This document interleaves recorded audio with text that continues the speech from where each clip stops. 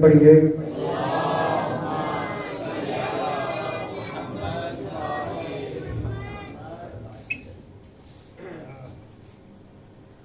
صلوات بارہ سے بڑھا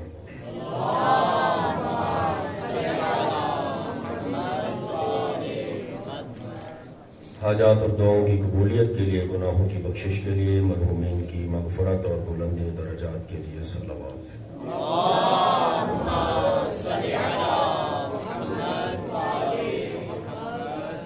شیعان حیدر کرار محبان اہل بیت جہاں جہاں آباد ہیں، ان کی جان و مال، عزت و آبرو کی حفاظت کے لیے صلوات۔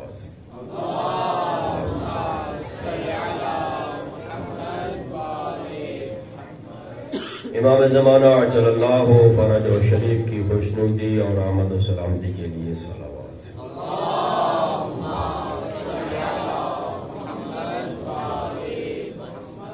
اعوذ باللہ من الشیطان الرجیم، بسم اللہ الرحمن الرحیم، الحمد للہ رب العالمین والعاقبۃ للمتقین وجنات للمؤمنین والنار للمعاندین والکافرین، الحمد للہ الذی جعلنا من المتمسکین بولایت علی بن ابی طالب واولادہ المعصومین۔ صلوات۔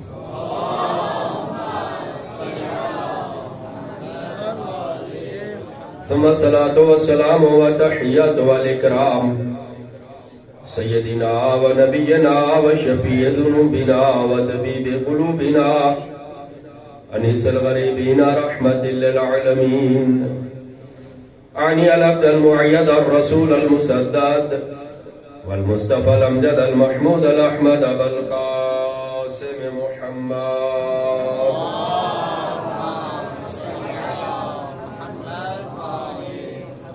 وعلى آله الطيبين الطاهرين المعصومين المنتجبين المنتخبين المظلومين، ورحمة الله على مواليهم ومحبيهم وشيعتهم، ولعنة الله على أعدائهم أجمعين من يوم عداوتهم إلى قيام يوم الدين وبعد يوم الدين، أما بعد.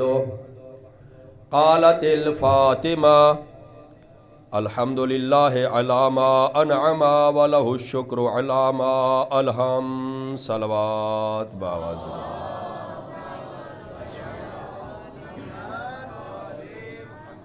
دعا ہے خداوند کریم کی بارگاہ میں بار الہ ہم سب کے گناہوں سے درگزر فرما، ہمارے مرحومین کی مغفرت فرما۔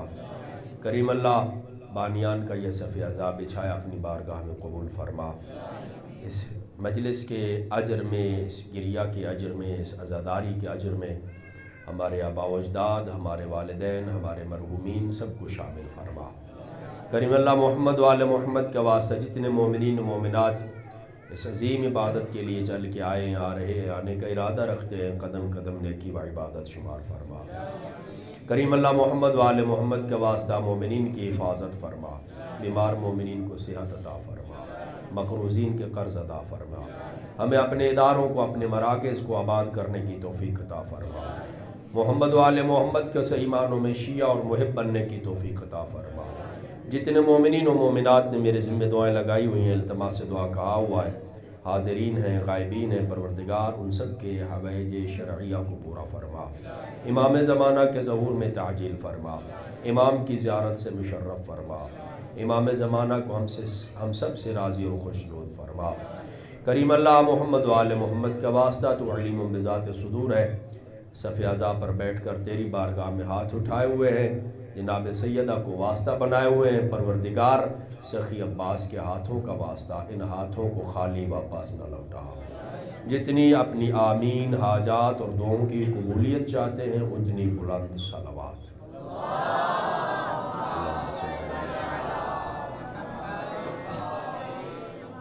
سامعین محترم، موالیان حیدر کرار و محبان اہل بیت، عزاداران معصومین و عزاداران حضرت مخدومہ کونین، بہت سارا وقت گزر چکا، آپ ماشاءاللہ کافی ٹائم سے تشریف فرما ہیں اور سردی بھی ہے، اللہ آپ کو جزائے خیر دے۔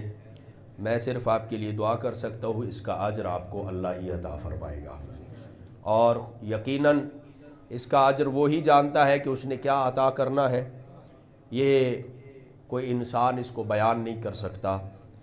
اور یہ محبت ہے محمد و آل محمد سے، اور یہ محبت ہے حضرت زہرا سے کہ اتنی سردی میں اپنے بچوں کے ساتھ، اپنے اہل و عیال کے ساتھ ہم گرم گرم بستر چھوڑ کے، اپنے گھروں کو چھوڑ کے عزا خانہ میں بیٹھے ہیں۔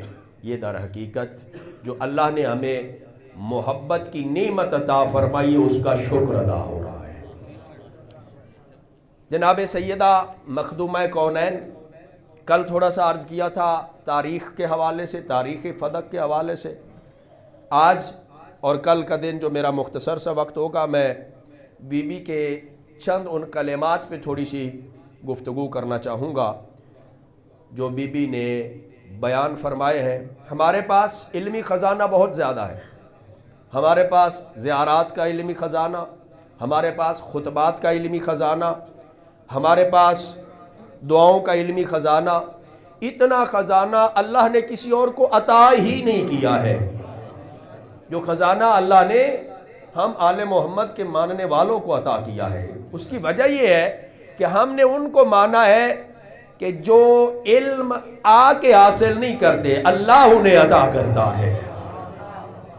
میرے ایک دوست ہے، بڑا اچھا ان کا ایک سلسلہ تھا، یہ چند سال پہلے کی بات ہے، تو ابھی سوشل میڈیا کا زمانہ ہے، ترقی کر لی سائنس نے اور تھوڑا سا آگے بڑھ گئے۔ پہلے آپ کو پتہ ہے کہ یہ انٹرنیٹ اور یہ واٹس ایپ وغیرہ نہیں ہوتے تھے، تو ٹیکسٹ میسج زیادہ کرتے تھے۔ ہمارے ایک دوست تھے، میں ایک جملہ کہنا چاہ رہا ہوں، وہ روزانہ ان کی ایک روٹین ہوتی تھی، صبح اٹھ کے ایک حدیث وہ میسج کرتے تھے۔ اس نے گروپ بنائے ہوئے تھے، اس گروپ میں کچھ مومنین تھے، کچھ مسلمین تھے۔ تو ایک دن ایک مسلمان نے ان کو میسج کیا کہ کیا وجہ ہے کہ آپ فلاں فلاں کا کوئی قول نقل نہیں کرتے؟ توجہ فرمائیں گے آپ، فلاں فلاں کا آپ قول نقل نہیں کرتے؟ تو بجائے اس کے کہ وہ کوئی لڑتا جھگڑتا، کوئی الٹا جواب دیتا، انہوں نے بڑا خوبصورت جواب دیا۔ جب انہوں نے مجھے بات سنائی تو مجھے بڑا لطف آیا، تو ابھی ذہن میں آ گئی، میں نے کہا آپ تک بھی پہنچا دوں۔ تو انہوں نے کہا اصل مسئلہ یہ ہے، ہمیں کسی سے اختلاف نہیں ہے، مسئلہ یہ ہے کہ ہمارے پاس محمد و آل محمد کی احادیث کا خزانہ ہی اتنا ہے، وہ ختم ہی نہیں ہوتا، ہم کہیں اور جاتے ہی نہیں ہیں۔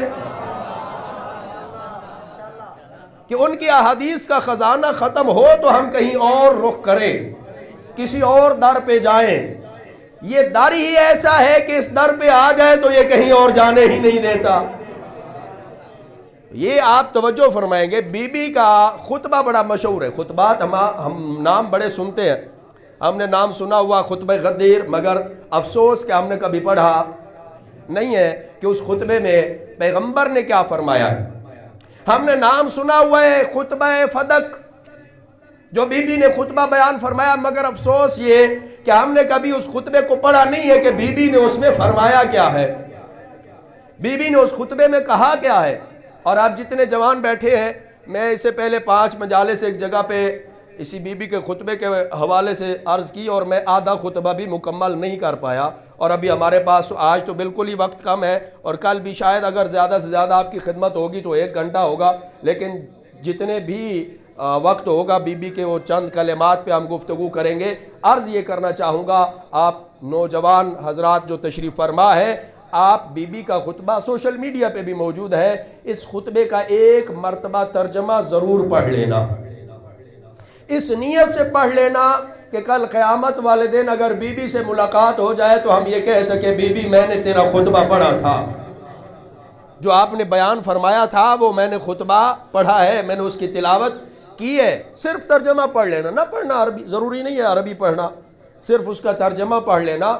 اور بی بی نے یہ خطبہ کس حالت میں دیا ہے، توجہ فرمائیں گے، کس حالت میں بی بی نے یہ خطبہ پڑھا ہے۔ ایک طالب علم ہو، ایک عالم دین ہو، وہ اگر کوئی مجلس پڑھنے کے لیے آئے تو وہ تیاری کرے گا، باقاعدہ کتابیں پڑھے گا، مختلف کتابوں کی طرف رجوع کرے گا، پھر لکھے گا بھی صحیح، ان کو نوٹ بھی کرے گا، پھر ان کو یاد کرے گا، پھر آ کے ان کی ترتیب بھی دے گا کہ میں نے ایک روایت کو کہاں پہ بیان کرنا ہے اور اس کے بعد پھر میں نے کون سی روایت اور کون سا واقعہ پڑھنا ہے، تاکہ موضوع اپنے سامعین تک میں بہتر انداز میں پہنچا سکوں، اپنی گفتگو پہنچا سکوں۔ کیا بی بی نے پہلے یہ یاد کیا تھا؟ نہیں، بی بی نے یہ خطبہ یاد نہیں کیا، فی البدی ہی یہ خطبہ پڑھا ہے، فی البدی یہ خطبہ بیان فرمایا ہے بی بی نے۔ اور بی بی نے جس انداز میں اس خطبے کو بیان فرمایا ہے، آپ اس کو پڑھیں گے آپ کو لطف آئے گا۔ کوئی ایسی چیز نہیں ہے جس کا بیان بی بی نے خطبے میں نہ کیا ہو۔ آپ توحید لیں تمہیں خطبے میں ملے گی، آپ رسالت لینا چاہیں تمہیں خطبے میں ملے گی، آپ ولایت و امامت لینا چاہیں تمہیں خطبے میں ملے گی، آپ قیامت کے بارے میں جاننا چاہیں تمہیں خطبے میں ملے گی، آپ اگر احکام اسلامی کے فلسفے کو سمجھنا چاہیں تو بی بی کے خطبے میں وہ بھی موجود ہے۔ بی بی نے کوئی پہلو چھوڑا ہی نہیں ہے اس خطبے کے اندر، سب کچھ بیان کیا بی بی نے۔ اور یہ کیوں بیان کرنا پڑا، کیوں بی بی آئی؟ یہ خطبہ بیان کرنا بی بی کا احسان ہے، ہمارے اوپر احسان ہے۔ اور جب بھی آپ خطبہ پڑھیں یا سنیں، آپ یوں سمجھیں کہ بی بی مجھے مخاطب کر کے یہ خطبہ بیان فرما رہی ہے، میرے لیے بی بی نے یہ خطبہ پڑھا ہے۔ یہ خطبہ تفرقے کا سبب نہیں ہے، بڑی ذمہ داری سے کہہ رہا ہوں، کوئی بھی ہو، کسی بھی مذہب اور مسلک سے تعلق رکھتا ہو، وہ اس خطبے کو پڑھے تو صحیح۔ یہ تفرقے کا سبب نہیں ہے یہ خطبہ، اور اس خطبے کا نام خالی خطبہ فدق نہیں ہے، یہ خطبہ توحیدیہ ہے، یہ خطبہ رسالتیہ ہے، یہ خطبہ امامیہ ہے، یہ خطبہ اس کے اندر یہ تمام احکام ہیں۔ اس کو ایک خطبے کا فدق کا نام نہ دے، اس کو خطبہ اسلامیہ کہے، کیونکہ اس میں اسلام بیان ہوا ہے۔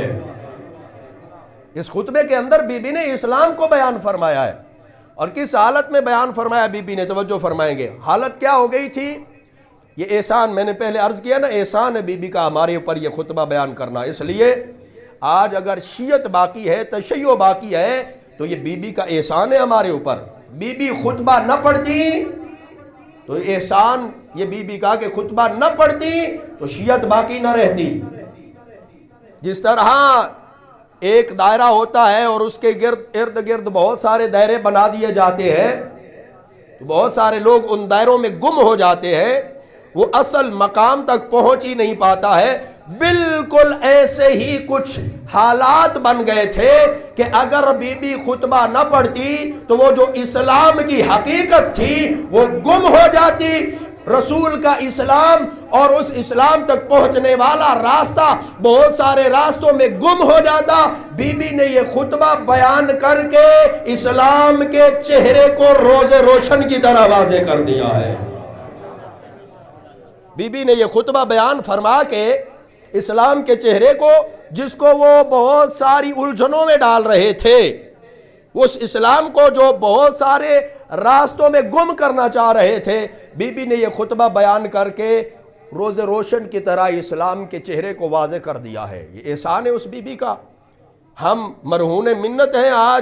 آج ہمارے پاس شیعت ہے تو یہ بی بی کے خطبے کی وجہ سے ہے۔ جب بی بی کو پتہ چلا، سیدہ کو پتہ چلا کہ میرے فدق پہ قبضہ کر لیا گیا ہے، جاگیر پہ قبضہ کر لیا گیا ہے، تو بی بی نے تیاری کی ہے باقاعدہ۔ ایسا نہیں کہ اچانک چلی گئی، باقاعدہ تیاری کی ہے، اور گھر سے لے کر منبر تک ایک قنات لگوائی ہے، بنی ہاشم کی خواتین کو اکٹھا کیا ہے، اپنی کنیزوں کو اکٹھا کیا ہے، اور گھر میں ایک عام لباس خواتین پہنتی ہیں، پھر اس عام لباس کے اوپر بی بی نے ایک چادر لی ہے، جس کو مکنا کہہ لیں آپ، سٹالر کہہ لیں آپ، اس کے اوپر ایک اور بی بی نے چادر لی ہے جس نے بی بی کے جسم مبارک کو ڈھانپا ہے۔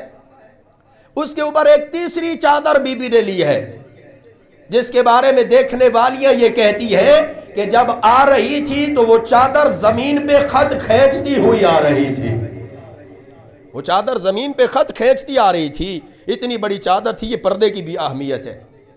میری مائیں، میری بہنیں، میری بچیاں جو سن رہی ہیں، جس سیدہ کی مصائب اور جس سیدہ کے غم میں آج سردی میں اور اس وقت میں آپ یہاں تشریف فرما ہے، دیکھنا اس کو پردہ کتنا پیارا ہے۔ وہ آ رہی ہیں مسجد میں اور کس طرح تیاری کر کے آ رہی ہیں، اور ہمیں اس خطبے کی سند کے حوالے سے ذرہ برابر بھی شک نہیں ہے، خطبے کی سند کے حوالے سے ذرہ برابر بھی ہمیں کوئی بھی اس میں شک نہیں ہے کہ اس کی سند وہ ضعیف ہوگی، اس کی سند مختلف ہے۔ لیکن جو میں عرض کرنا چاہوں گا، جناب عبداللہ ماحظ، کل تھوڑا سا میں نے تذکرہ کیا تھا، جناب عبداللہ ماحظ حضرت حسن مصنع کے بیٹے، حضرت امام حسن مجتبیٰ کے پوتے، یہ اس خطبے کو بیان کرتے ہیں۔ انہوں نے سنا اپنے بابا سے، انہوں نے سنا اپنے بابا امام حسن مجتبیٰ سے، اور امام حسن مجتبیٰ نے سنا اپنی والدہ گرامی سے جب بی بی خطبہ بیان کر رہی تھی۔ اور بی بی نے خطبہ کب شروع کیا ہے؟ جب بہت کچھ ہو چکا تھا، جاگیر پر قبضہ بھی ہو گیا تھا، اور بی بی نے خطبہ کن الفاظ سے شروع کیا؟ لفظ کیا تھے بی بی کے؟ بسم اللہ الرحمن الرحیم، الحمدللہ علی ما انعم، اللہ کی حمد سے، اللہ کی تعریف سے بی بی نے اس خطبے کا آغاز کیا ہے۔ خدا کی حمد و ثنا کے بعد، محمد و آل محمد پر درود بھیجنے کے بعد یہاں بی بی کا گریہ بلند ہوا ہے، بی بی بھی روئی ہے، سیدہ بھی روئی ہے، مسجد والے بھی روئے ہیں۔ پھر بی بی تھوڑی دیر کے لیے بیٹھ گئی ہیں، روتے روتے بیٹھی ہیں، جب گریہ تھما ہے پھر بی بی نے یہ خطبہ شروع کیا ہے۔ اگر کسی کا کوئی ہو جائے نقصان اور وہ کسی ایسے بندے کے پاس چلا جائے جہاں پہ اس کا مقدمہ ہو، ایک بڑے شخص کے پاس، ایک عدالت میں چلا جائے، یا ایک بڑے شخص پر جہاں پنجایت ہو رہی ہو وہاں پہ چلا جائے، تو وہ کہاں سے گفتگو کرے گا؟ میں تو بڑا تنگ آ گیا ہوں، یہاں پہ یہ ہوتا ہے، وہاں یہاں پہ وہ ہوتا ہے۔ وہ اپنی گفتگو وہ شکوہ اور شکایت سے شروع کرتا ہے۔ بی بی اپنی گفتگو شکوے سے نہیں، اللہ کی حمد سے شروع کر رہی ہے۔ بی بی نے اپنی گفتگو کا آغاز اللہ کی حمد سے کیا ہے، اور بی بی کہہ رہی ہے کہ تمام تعریفیں اس خدا کی ہیں جس نے بے کران نعمتیں عطا فرمائی ہیں، نعمات عطا فرمائی، اتنی نعمات، فراوان نعمات، اس کی حمد ہے، اس کی تعریفیں ہیں، اس کا شکر ادا کرتی ہوں۔ اور شکر بی بی نے ادا کیا کس پر؟ وَلَهُ الشُّكْرُ عَلَى مَا أَلْهَمَ، اس کے الہام پر اس کا شکر ادا کرتی ہوں۔ حمد، اللہ کی حمد کون کر سکتا ہے؟ اللہ کی حمد زبانیں وہاں تک پہنچ سکتی ہی نہیں ہے کہ اللہ کی حمد کی جا سکے، اس لیے کہ یہ زبان اللہ کی مخلوق ہے، اور جو اللہ کی مخلوق ہو وہ کما حق ہو اللہ کی حمد کاری ہی کیسے سکتی ہے؟ اللہ اکبر، آپ ترجمہ سنتے ہیں نا، اکثر اس کا ترجمہ کیا جاتا ہے اللہ اکبر، اللہ سب سے بڑا ہے، اللہ سب سے بڑا ہے۔ اس کا مطلب یہ بنتا ہے کہ کوئی اور بڑے ہیں جن میں سے اللہ بڑا ہے۔ بچے بیٹھے ہیں، توضیح المسائل پڑھتے ہیں، آپ نے جب نماز کا ترجمہ شروع کیا ہوگا یا تو اس میں آپ نے اللہ اکبر تکبیرۃ الاحرام کا ترجمہ پڑھا ہے، تو وہاں پہ مراجع عظام نے اللہ اکبر کا ترجمہ اللہ سب سے بڑا نہیں لکھا۔ مراجع عظام فرماتے ہیں اللہ اکبر کا ترجمہ یہ ہے، اس کا مطلب یہ ہے اللہ اس سے بھی بلند ہے کہ اس کی تعریف کی جائے، وہ اس سے بھی بلند ہے کہ اس کی حمد کی جائے، اس کی ستائش کی جائے، اس کی تعریف کی جائے۔ وَلَهُ الشُّكْرُ عَلَى مَا أَلْهَمَ، میں اس کا شکر ادا کرتی ہوں کہ اس نے الہام عطا فرمایا۔ شکر، جو بندہ کسی کا شکر ادا نہیں کرتا، بس اسی پہ میں اپنی گفتگو کو تمام کر دوں گا، جو بندہ کسی کا شکر ادا نہیں کرتا وہ خالق کا شکر ادا کیا کرے گا؟ خالق کا شکر ادا کریں گے تو اللہ نعمتوں میں اضافہ کرتا ہے، بندوں کا شکر ادا کرتے ہیں تو بھی اللہ نعمتوں میں اضافہ کرتا ہے۔ انسان کو ہمیشہ شاکر ہونا چاہیے، شاکی نہیں ہونا چاہیے۔ شاکی وہ ہوتا ہے جو شکایتیں کرتا ہے، شاکر وہ ہوتا ہے جو شکر ادا کر رہا ہوتا ہے۔ ہمیشہ شکر ادا کرنے والا انسان کو ہونا چاہیے۔ نعمتوں پر شکر ادا کرنے سے قرآن نے وعدہ فرمایا، قرآن نے یہ اعلان فرمایا ہے کہ تم میرا شکر ادا کرو میں تمہاری نعمتوں میں اضافہ کر دوں گا۔ یہ اعلان ہے خدا کا قرآن کے اندر، اور ارشاد ہوتا ہے کہ وَإِذْ تَأَذَّنَ رَبُّكُمْ لَئِن شَكَرْتُمْ، اگر یہ اللہ نے اعلان کر دیا، یہ اعلان ہے، اگر تم میرا شکر ادا کرو گے، لَئِن شَكَرْتُمْ، تم اگر شکر ادا کرو گے، لَأَزِيدَنَّكُمْ، تو نعمتوں کو اور بڑھا دیں گے، فراواں کر دیں گے، نعمتیں بڑھتی چلی جائیں گی۔ شکر ایک ایسی چیز ہے جس سے نعمتوں میں اضافہ ہوتا ہے۔ اب شکر ہے کیا؟ شکر کسے کہتے ہیں؟ باتیں بہت ساری میں عرض کرنا چاہ رہا تھا آج، لیکن انتہائی اختصار کے ساتھ۔ شکر کرنے کے 3 طریقے ہوتے ہیں۔ پہلا طریقہ شکر کا قلبی شکر، دوسرا طریقہ شکر کا لسانی شکر، زبان کے ذریعے سے شکر، تیسرا طریقہ شکر کا عملی شکر، قلب سے بھی خدا کے شکر گزار ہوں، زبان سے بھی خدا کے شکر گزار ہوں، عمل کے ساتھ بھی خدا کے شکر گزار ہوں۔ بس اسی پہ ایک حدیث میں عرض کر کے آپ کی زحمت کو تمام کر دوں گا۔ شکر قلبی کیا ہوتا ہے؟ قلب کا شکر کیا ہوتا ہے؟ قلبی شکر یہ ہے کہ انسان دل سے خدا کی نعمتوں کی معرفت حاصل کرے اور دل کی گہرائیوں سے یہ یقین حاصل کر لے کہ یہ جو کچھ عطا کیا ہے اس خالق نے عطا کیا ہے، یہ اس کا عطا کیا ہوا، اس میں میرا کوئی کمال نہیں ہے، یہ اس کی عطا کی ہوئی ہے سب کچھ۔ اس نے مجھے گاڑی دی، یہ اس کی عطا ہے، اور اس نے مجھے زبان دی، توجہ فرمائیں گے، یہ اس کی عطا ہے۔ یہ زبان بھی نعمت ہے یا نہیں ہے؟ اب زبان کا شکر کیا ہے؟ زبان کا شکر یہ ہے کہ یہ زبان حرکت کرے تو اس کی رضا کے مطابق کرے، یہ زبان خاموش رہے تو اس کی رضا میں خاموش رہے، یہ زبان کا شکر ہے۔ اور اس پہ امام صادق علیہ السلام کی حدیث ہے، اللہم صلی علی محمد۔ امام فرماتے ہیں من انعم اللہ علیہ بنعمت فعرفہا بقلبہ فقد ادى شکرہا۔ فرماتے ہیں کہ جس شخص پر خدا کی نعمتیں فراواں ہوں اور وہ دل سے معرفت حاصل کرے کہ یہ ساری نعمتیں خدا کی طرف سے ہیں، یہ ساری عنایات اس اللہ کی طرف سے ہے، تو گویا اس نے خدا کی نعمتوں کا شکر ادا کر دیا۔ اپنا کمال نہیں، خدا کا یہ عطا ہے، خدا کی عطا ہے۔ شکر لسانی، زبان سے شکر یہ ہے کہ انسان زبان سے خدا کا شکر ادا کرے، یعنی ہر نعمت پر انسان اپنی زبان سے شکر کرے، الحمدللہ، شکرا للہ۔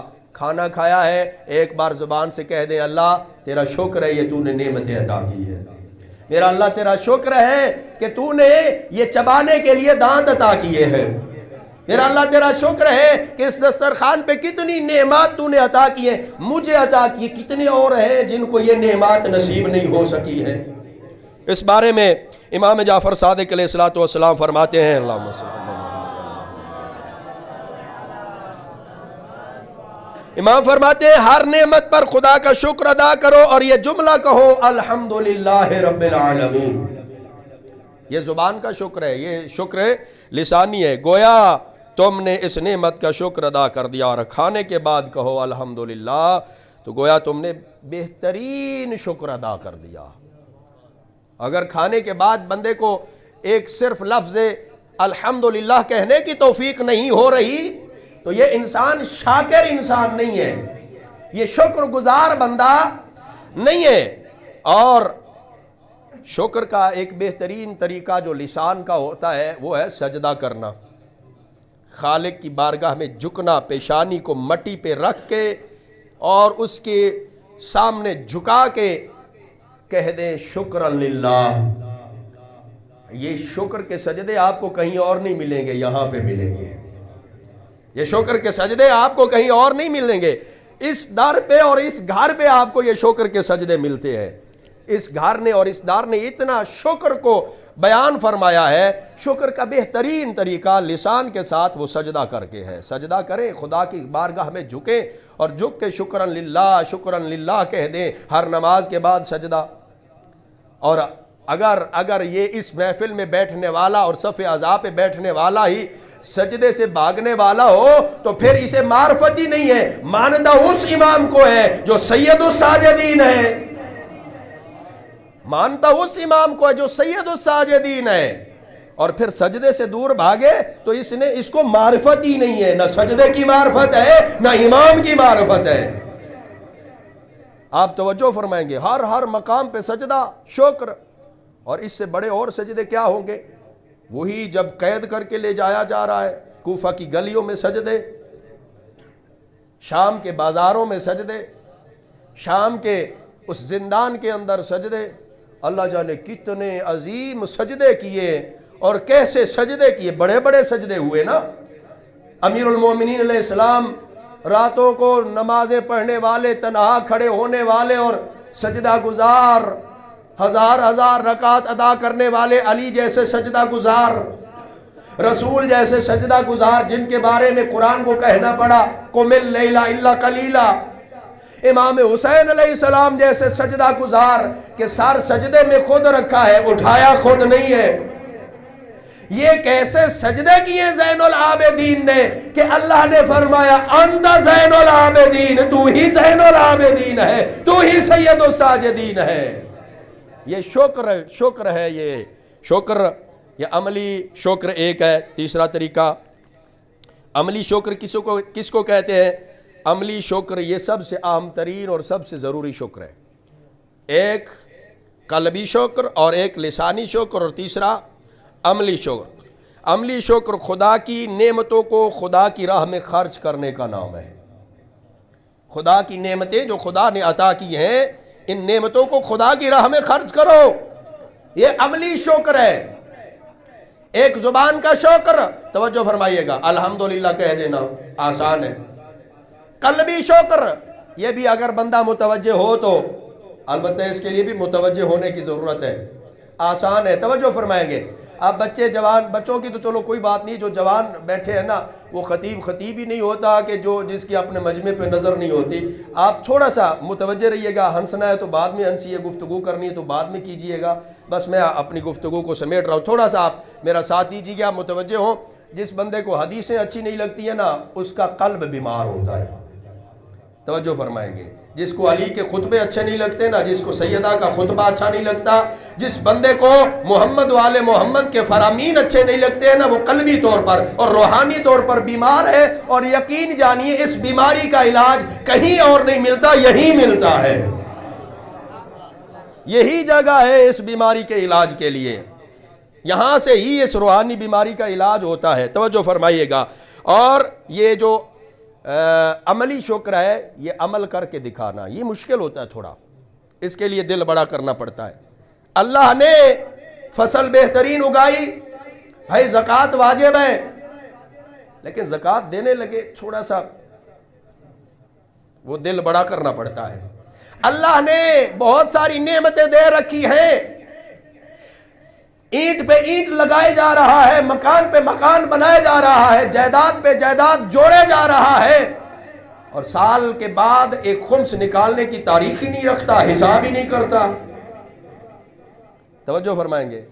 وہ ہمیں ایک دن یہ ہمارے ساتھ کوئی بزرگ جا رہے تھے، کہنے لگے جب پہلی دفعہ میں نے خمس کا حساب کرنا تھا تو میرا دل جو ہے نا وہ مطمئن نہیں ہو رہا تھا، یعنی ادھر میرا دل بڑھ نہیں رہا تھا کہ میں خمس نکالوں، ایک دم اتنی مجھے رقم دینی پڑے گی۔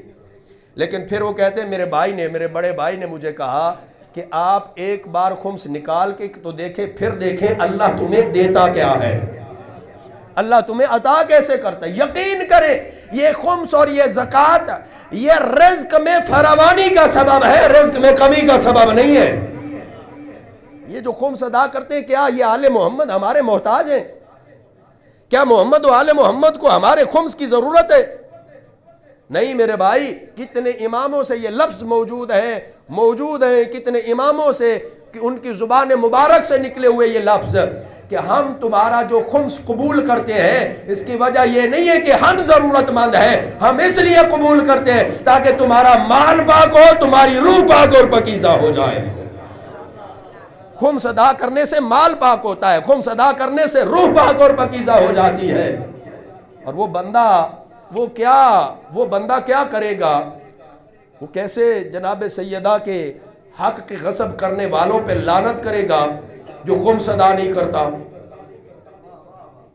اس کو کیا حق ہے کہ وہ کسی پہ لعنت کرے؟ آئیے، خمس بھی تو بی بی کا حصہ ہے نا، اولاد فاطمہ کا حصہ ہے، امام کا حصہ ہے، اور کبھی ہم نے حساب ہی نہیں کیا۔ اور کہتے ہیں میں تو مقروض ہوں جی، میرے اوپر تو خمس ہے ہی نہیں، میں تو ہر وقت مقروض رہتا ہوں، باقی سب کچھ ہوتا رہتا ہے، اور اولاد فاطمہ کی باری آتی ہے تو مقروض ہو جاتا ہے۔ صلوات بھیجے محمد و آل محمد پر۔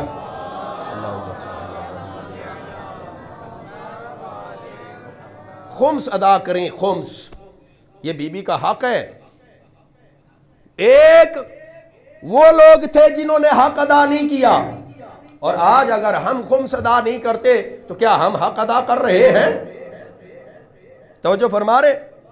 ایک وہ لوگ ہیں کہ جنہوں نے بی بی کے حق کو غصب کیا۔ آج اگر ہم اپنی بیٹی اپنی بہن کا حصہ نہیں دے رہے تو مجھے کیا حق حاصل ہے کہ میں کسی پہ لعنت کروں؟ بہن کا جائیداد میں حصہ ہوتا ہے، بیٹی کا جائیداد میں حصہ ہوتا ہے، خالی جہیز دے کے تو نے کوئی بڑا تیر نہیں چھوڑا۔ بہت سارے علاقوں میں ہوتی ہیں رسم و رواج ہے۔ ایک علاقے میں میں گیا تو وہاں پہ یہ رسم تھی، یہ رواج تھا، وہ کہتے ہیں کہ ہم جی تو فطرہ تو ہم بیٹیوں کو دیتے ہیں، یہ تو بیٹیوں کا حق ہوتا ہے۔ سبحان اللہ۔ ایک علاقے میں یہ چرما ہے قربانی، یہ کھال جو ہوتی ہیں یہ تو بیٹیوں کا حق ہوتا ہے جی، بیٹی کو دے دیں۔ یہ ایسے بہانے اور ایسی رسم و رواج کیوں بنائی گئی ہیں؟ تاکہ ہم ان کے حق پہ ڈاکہ ڈالیں، جو اصل ان کا حق ہے وہ ادا نہیں کرتے۔ آج بی بی کی شب شہادت ہے نا، روایت کے مطابق 75 دن اور 95 دن دو مشہور ہے نا، 95 دن والی روایت کے مطابق آج شب شہادت ہے، تو آج بی بی کے صدقے میں بی بی کے ساتھ یہ وعدہ کر کے جائیں کہ اے سیدہ تیری اس صفِ اعضاء پہ بیٹھ کے، تیری باتیں سن کے، تیرے خطبے کے 2 لفظ سن کے، تیرے مصائب سن کے آج یہ تحیہ کر کے جا رہا ہوں، تیری اولاد کا بھی حق ادا کروں گا، اپنی بہن اور بیٹی کا بھی حق ادا کروں گا۔ بہن اور بیٹی کا حق ہے، جائیداد میں حصہ دار ہے، اور سادات کا حق ہے خمس کے اندر۔ ایک ڈیٹ بنائے، اپنی تاریخ رکھیں، اور تاریخ بھی رکھیں اسلامی، توجہ فرمائے، اسلامی تاریخ رکھیں، کوئی بھی کام کرنا ہو اسلامی تاریخ رکھیں، اسلامی تاریخ، ہر کام تو اسلامی ہوتا ہے۔ طلاق کی عدت تاریخ کے مطابق ہوتی ہے، توجہ فرما رہے۔ اس کے علاوہ دیگر کوئی بھی چیزیں آپ دیکھ لیں، میں تفصیل میں نہیں جانا چاہتا، وقت بہت میں نے بھی لے لیا، معذرت چاہتا ہوں آپ سے۔ کوئی بھی کام کرتے ہیں تو تاریخ کون سی ہوتی ہے؟ اسلامی، اور یہ خمس کی تاریخ بھی اسلامی رکھیں، اور آپ یوں سمجھے کہ میں نے 3 جمادی ثانی کو اپنے خمس کا حساب کرنا ہے، اس سے پہلے نہیں کر سکے، کوئی مسئلہ نہیں، کوئی مشکل نہیں، اللہ بڑا غفور اور رحیم ہے، توبہ کو قبول کرنے والا ہے۔ اور آپ کے پاس تو یہ خدا کا شکر ادا کرے، جس جگہ پر گیس نہ ہو وہاں سے ہجرت کرنا واجب نہیں، جہاں پہ سہولیات نہ ہو، جس بستی میں جس گاؤں میں سہولیات نہ ہو، بجلی نہ ہو، گیس نہ ہو، وہاں سے ہجرت کرنا واجب نہیں، اور جس گاؤں میں عالم دین نہ ہو اور اسلام کی تعلیم دینے والا کوئی نہ ہو، وہاں سے ہجرت واجب۔ اور تم خدا کا شکر ادا کرو کہ تمہیں اللہ نے یہ ادارہ عطا کیا ہے، تمہارے پاس عالم دین موجود ہے، کل آئیے ان کے پاس، قبلہ جہاں تک رہے دور رہے، ہم خمس کا حساب کرنا چاہتے ہیں، اور اگر یک مشت نہ دے سکیں تو پھر اس کے لیے آپ قسطیں بنوا لیں، پھر دیکھنا اس سال آپ خمس ادا کریں، اور اگلے سال پھر دیکھنا تمہاری روح کتنی پاک و پاکیزہ ہوتی ہے، تمہارا مال کتنا پاک و پاکیزہ ہوتا ہے، نہ صرف پاک و پاکیزہ بلکہ اتنا اضافہ ہوگا، تمہاری فکر اور تمہاری سوچ وہاں تک نہیں پہنچ سکتی ہے جتنا اللہ مال میں برکت عطا کر دیتا ہے۔ خمس ادا کرنے سے، زکوٰۃ ادا کرنے سے، یہ شکر کا طریقہ ہے۔ توجہ فرما رہے ہیں، ناراض تو نہیں بیٹھے؟ صلوات بھیجیے محمد و آل محمد پر۔ یہ ہے شکر کا طریقہ، یہ بھی شکر ہے، یہ عملی شکر ہے، اس پر بھی عمل کریں، قدم بڑھائیں، ایک بار تھوڑا سا قدم بڑھانا پڑے گا، ایک بار تھوڑا سا آپ آگے بڑھیں گے، پھر دیکھیں بہت ساری باتیں کرنی تھی، معذرت چاہوں گا۔ اور بی بی نے صرف یہ خطبہ نہیں دیا، صرف یہ خطبہ، اور اس خطبے کے اندر بی بی نے اپنے مولا کی امامت اور ولایت کو بھی ثابت کیا ہے۔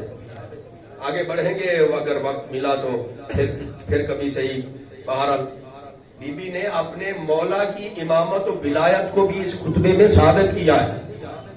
جہاں اللہ کی توحید پہ گفتگو کی ہے، جہاں رسالت پہ گفتگو کی ہے، جہاں زمانے پہ گفتگو کی ہے کہ میرے بابا کے مبعوث پر رسالت ہونے سے پہلے حالت کیا تھی، وہاں علی کی ولایت پہ بھی گفتگو کی.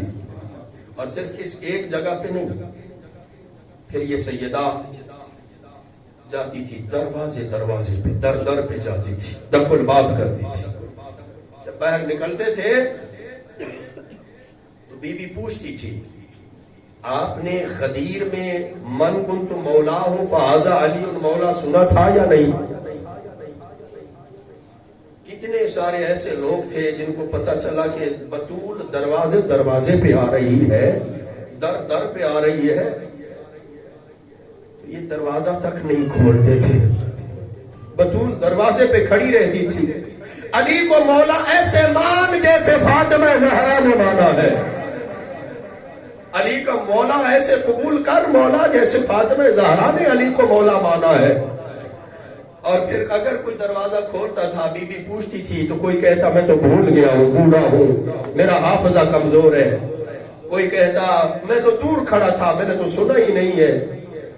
اجرکم اللہ، یہ سب سے بڑا مصائب ہے حضرت زہرا کا، یہ سیدہ کا بہت بڑا مصائب ہے.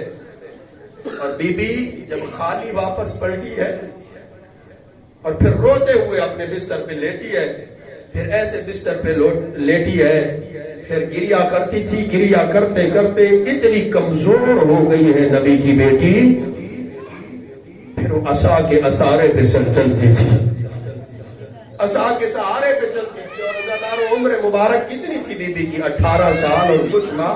شہادت کے وقت یہی عمر تھی نا. 18 سال میں کون چلتا ہے عصا کے سہارے پہ؟ پھر اس جملے کی طرف جب غور کرتے ہیں، جب بی بی کہتی بابا آپ کے جانے کے بعد اتنے مصائب آئے، اگر سفید دنوں پہ آتے سیاہ راتوں میں بدل جاتے تب پتہ چلتا ہے زہرا کیوں عصا کے سہارے پہ ہو گئی. اجرکم اللہ. عزادارو شیخ صدوق علیہ رحمہ نے لکھا ہے البکاؤن خمس، رونے والے تو 5 ہیں، گریہ کرنے والے تو 5 ہیں. بس تھوڑا سا 2-3 جملے. اب میں یہ کہتے ہی نہیں ہوں کہ میں نے بہت زیادہ رولانا ہے، بہت زیادہ گریہ کرنا ہے. جس کے نصیب میں ہوتا ہے نا آنسو آ جاتا ہے، ایک آنسو آ جائے بخشش کا ذریعہ ہے، کافی ہوتا ہے. وہ رونے والے تو 5 ہیں، یوسف روئے، یعقوب روئے، آدم روئے، یہ ہے مرد. اور چوتھے امام روئے، یہ ہے مرد. اور 5ویں لکھا ہے بطول روئی. اور فرمایا اتنا روئے ہیں مثال نہیں ملتی کائنات میں، اتنا گریہ کیا ہے. اب میں روک کے یہاں پہ ایک بات کہوں گا. یعقوب سالوں روئے، یوسف سالوں روئے، آدم سالوں روئے، اور زین العابدین بھی اپنے بابا کی شہادت کے بعد تقریباً 34-35 سال روئے. رسول جب تک زندہ تھے رسول نے تو اپنی بیٹی کو رونے نہیں دیا. بابا کے بعد زندہ رہی صرف 75 دن یا 95 دن. اب میں سوال کرتا ہوں کتنا روئی بطول کہ 35 سال رونے والے کے برابر.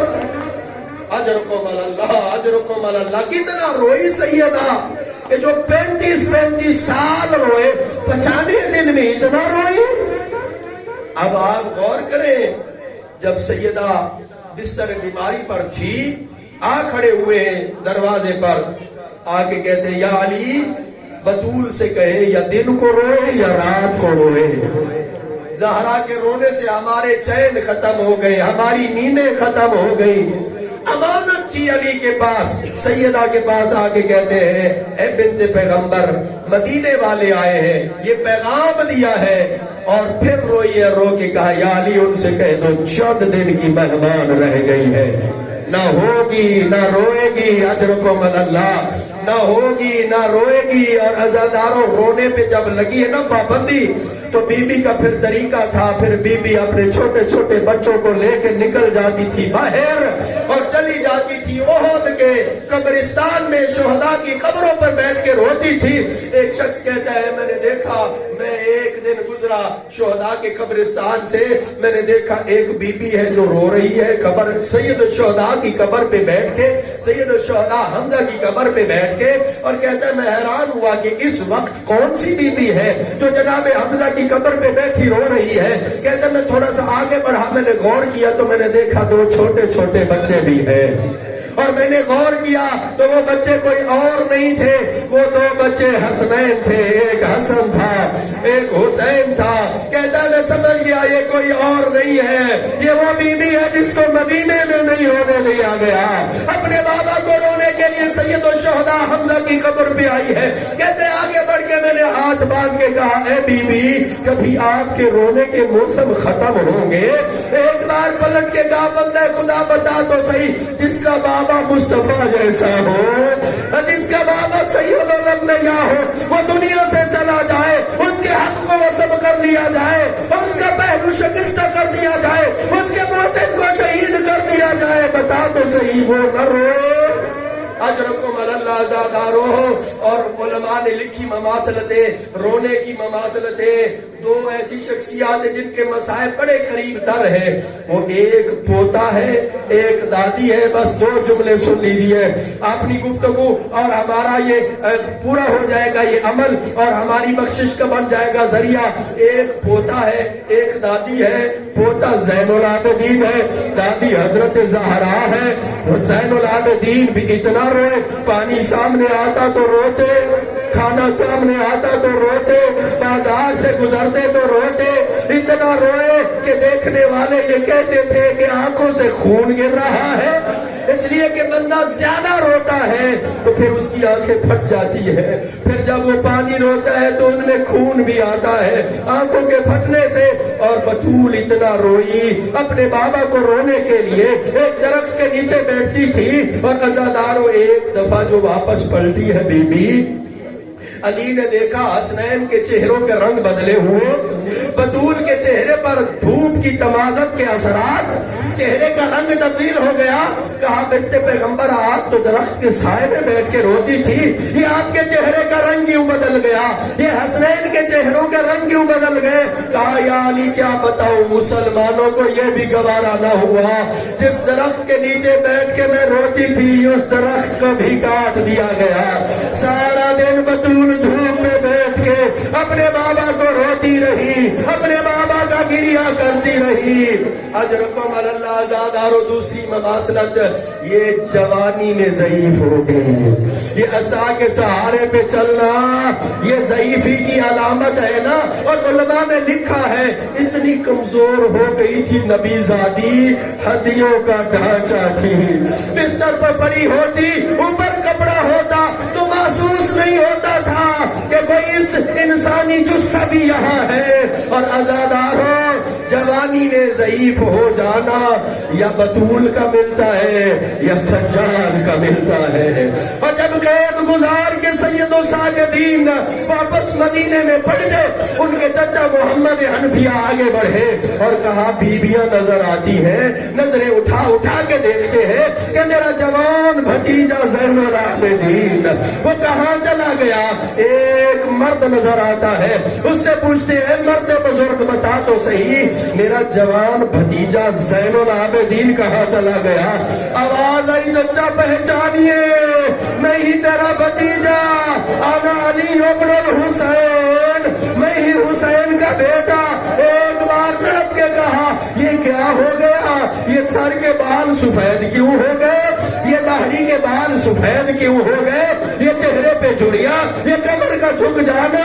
मेरे आका रोके कहते चचा क्या बताओ, शाम के बाजारों ने सज्जाद को बूढ़ा कर दिया, शाम के दरबारों में सज्जाद पे ज़ईफी लाके खड़ी कर दी।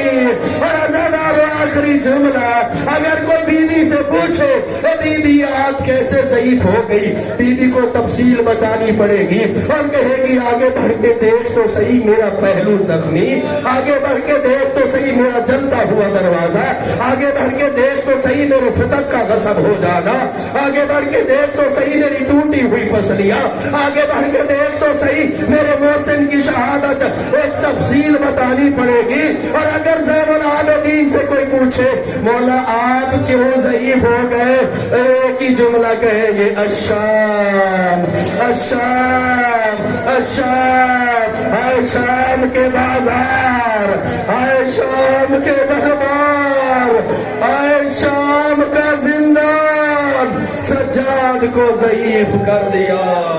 انا للہ و انا الیہ راجعون وسیعلمون الذین ظلموا ای منقلب ینقلبون۔